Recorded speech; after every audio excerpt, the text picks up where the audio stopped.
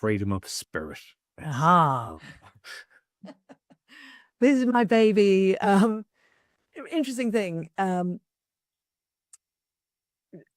When I started running the Pellower workshops, my original teacher said to me, Catherine, watch out, because when you run a Pellower workshop, you still get the Pellower energy affecting you, but just more than when you have a treatment.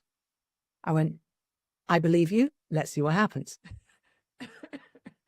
So what happens is you're running a workshop, everyone else is learning and having all sorts of shifts. But as you running it, you're having shifts. Pellower's working on me as the teacher at the same time, which is really exciting, challenging experience.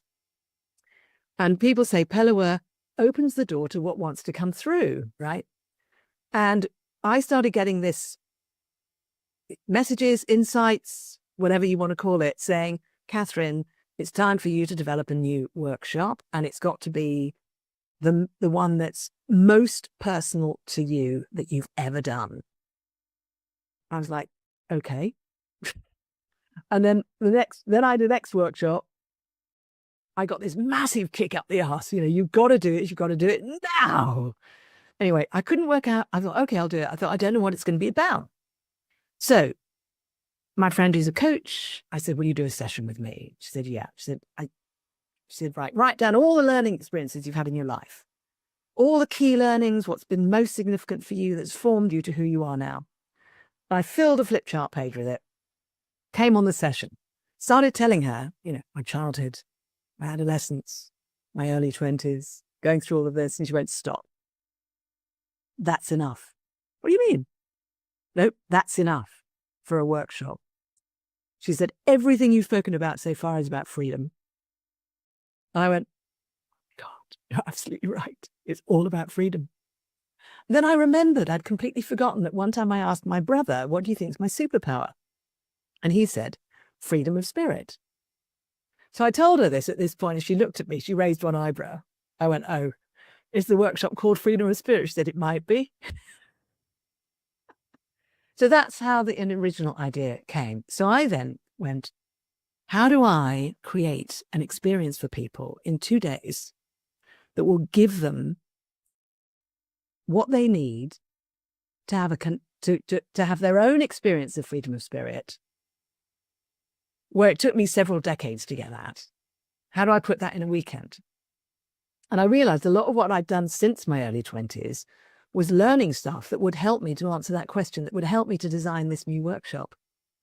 So I knew all these different techniques that I could use to help somebody connect with the free spirit that exists inside them, that I believe exists in everybody already, and to release that, to release all the restrictions and conformities and expectations that we all have on us.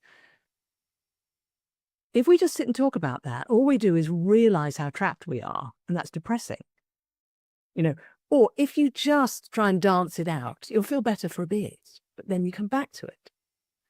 Or if you just, do lots of energy work, you elevate yourself, but you don't necessarily know how to put it in practice in life. So I realized this workshop had to have all those things in it. It had to have the reflection and the understanding and the self-awareness. It had to have the conscious movement to integrate, metabolize, and express. It had to have voice work, so it could come out in the voice and in people's embodiment and manifestation in life.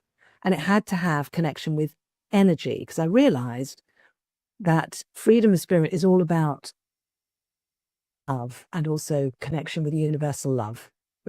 Both are what give us our connection with freedom of spirit. And so I designed a 2-day workshop. I went, Saturday's going to be a long day. Sunday's a normal day. And I realized that it needed to be very playful, because the first thing that happens if you say to somebody, okay, let's consider the ways in which we are suppressing our freedom of spirit. We go, I'm doing this and this and this and this and this. All right. The next thing we automatically do is to say, I'm a bad person for doing that to myself. And that is a really good way of squashing our freedom of spirit. So we have to be aware whilst encouraging ourselves at the same time. And that's hard to do on your own. But in a workshop, you can create an environment where that's what you do, you know, where it's much more lighthearted, but still strong work. So it took me about 5 months to build the workshop, to design this 2-day workshop. I hit a lot of resistance along the way. I had this voice in my head going, yeah, this is nonsense. No one's going to want this. It's just your own self-indulgent crap, you know. And I go, oh, right, okay, I'll take a break. Then I'd come back. And it was just ego trying to stop me doing it, you know. And I'd go, okay, I'll take a break. And I'd come back and I'd look at it and go, it's not bad, you know. And I'd work on it again. And by the time I started running it, I felt like I'd already run it about 15 times. Because as I was building the workshop, I had to experience the experiences that people were going to go through in order to check that it was going to work. So that's freedom of spirit.